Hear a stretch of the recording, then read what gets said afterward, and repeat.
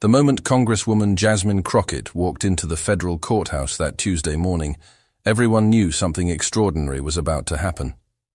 The 83-year-old Judge Richard Posner, known for his razor-sharp legal mind and decades of courtroom dominance, sat behind the bench with his usual stern expression. But what happened in the next 30 minutes would leave him speechless and change how America views young political leaders forever. Crockett had been summoned to defend her recent congressional actions in what many called a politically motivated hearing. Critics expected her to crumble under Posner's legendary questioning. They thought her youth and relative inexperience would be no match for one of America's most respected legal minds. They were wrong. Before we dive into this incredible showdown, hit that like button if you're ready to see how a young congresswoman shocked one of the most powerful judges in America, and don't forget to subscribe so you never miss these amazing political moments that are reshaping our country. The courtroom was packed beyond capacity. Legal experts who had driven from universities across 3 states filled the front rows, their notebooks ready to capture what many expected to be a judicial masterclass. Political reporters from major publications sat shoulder to shoulder, their cameras focused on the bench where Judge Posner would soon make his entrance. Curious law students had arrived hours early to claim spots in the back, knowing they were about to witness legal history unfold. Judge Posner had built his legendary reputation over 40 years of distinguished service, writing over 3,000 judicial opinions that had shaped American jurisprudence and authoring dozens of influential legal books that were required reading in law schools nationwide. His sharp intellect was matched only by his reputation for devastating cross-examinations. Legal veterans still told stories of seasoned attorneys who had entered his courtroom confident and left humbled, their arguments systematically dismantled by his razor-sharp questioning. Facing this judicial giant was Jasmine Crockett, the 33-year-old congresswoman from Texas, whose meteoric rise had surprised even her supporters. In just 2 years in Congress, she had built a reputation as one of the most formidable debaters in the House, combining legal precision with political passion in ways that left opponents struggling to respond.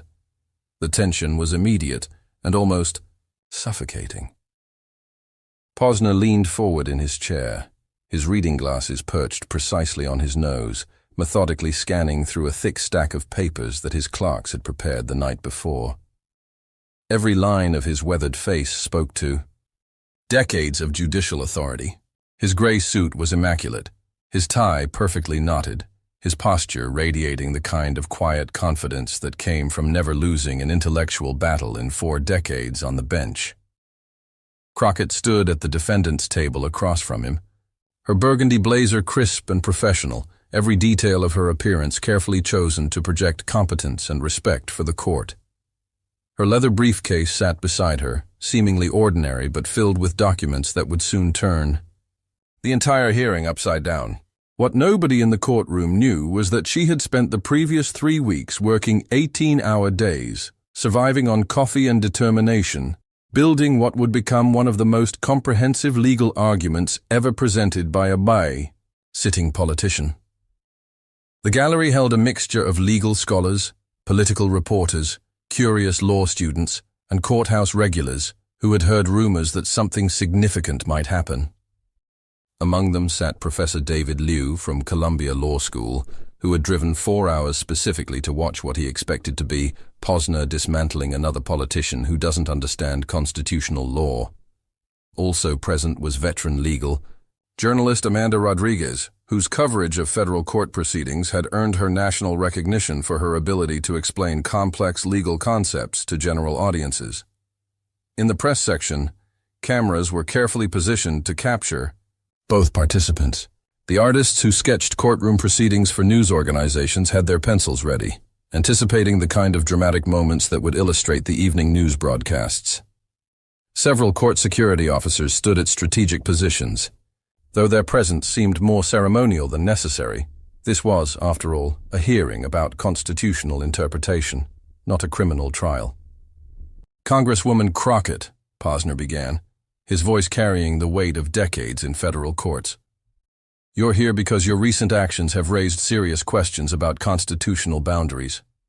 I hope you're prepared to defend yourself, with more than political talking points." The gallery fell silent. Everyone knew Posner's reputation for destroying unprepared advocates. Legal scholars had witnessed him reduce seasoned lawyers to stammering confusion with a few pointed questions. Veteran attorneys still shared stories in bar association meetings about colleagues who had entered his courtroom confident and left questioning their understanding of basic legal principles. His technique was legendary. He would identify the weakest point in an argument within minutes, then methodically expose every flaw until the entire legal theory collapsed. Behind Posner, his law clerk sat with carefully prepared briefs, ready to provide additional citations if needed. These brilliant young lawyers, fresh from the top law schools in the country, had spent days researching precedents that might support their judge's anticipated line of questioning.